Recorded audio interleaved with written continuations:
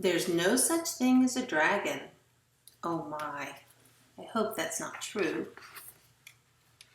There's no such thing as a dragon.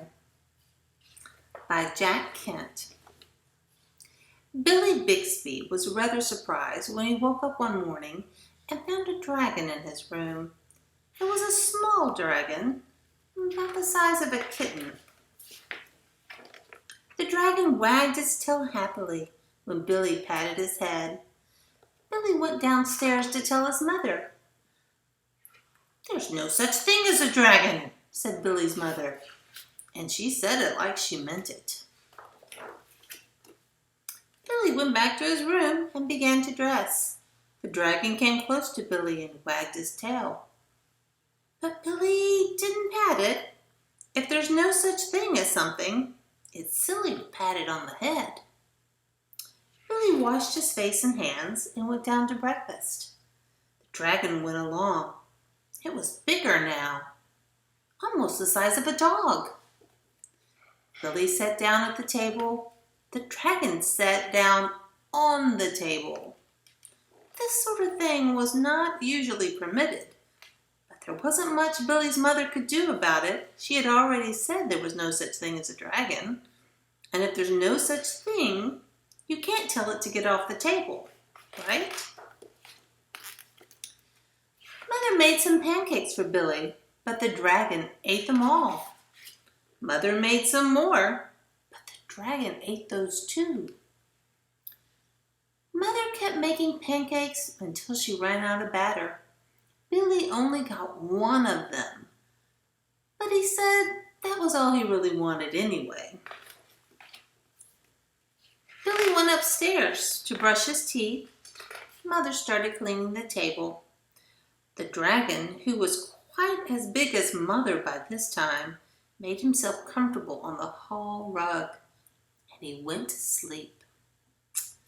Now by this time, Billy came back downstairs. The dragon had grown so much that he filled the hall.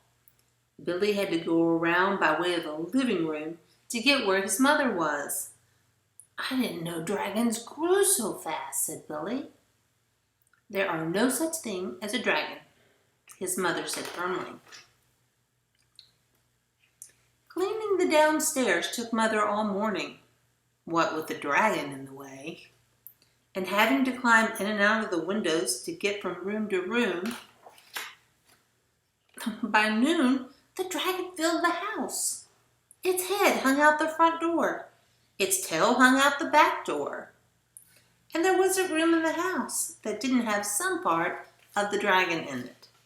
Not a single room. When the dragon awoke from his nap, well, he was hungry.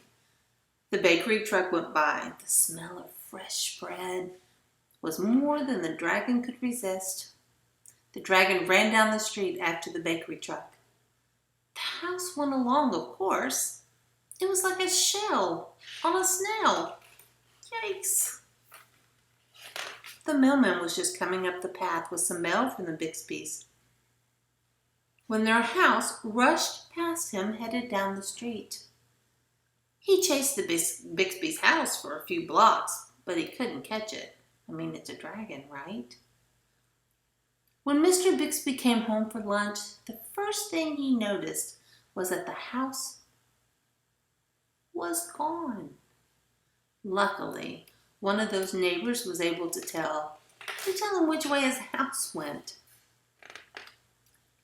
Mr. Bixby got in his car and went looking for his house.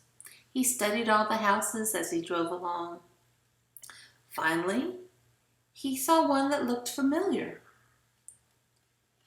Billy and Mrs. Bixby were waving from an upstairs window. Found his house.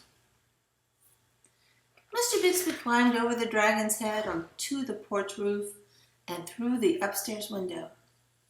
"How did this happen?" Mr. Bixby asked. "It was the dragon," said Billy. "There is no such thing," his mother began to say. "There is a dragon," said Billy. "A very, very big dragon." And Billy patted the dragon on its head. The dragon wagged its happy tail. Oh, excuse me, the dragon wagged its tail happily. Then, even faster than it had grown, the dragon started to get smaller. Soon, it was kitten-sized again. I don't mind dragons this size, said Mother. Why did it have to grow so big? I'm not sure, said Billy, but I think he just wanted to get noticed. The end.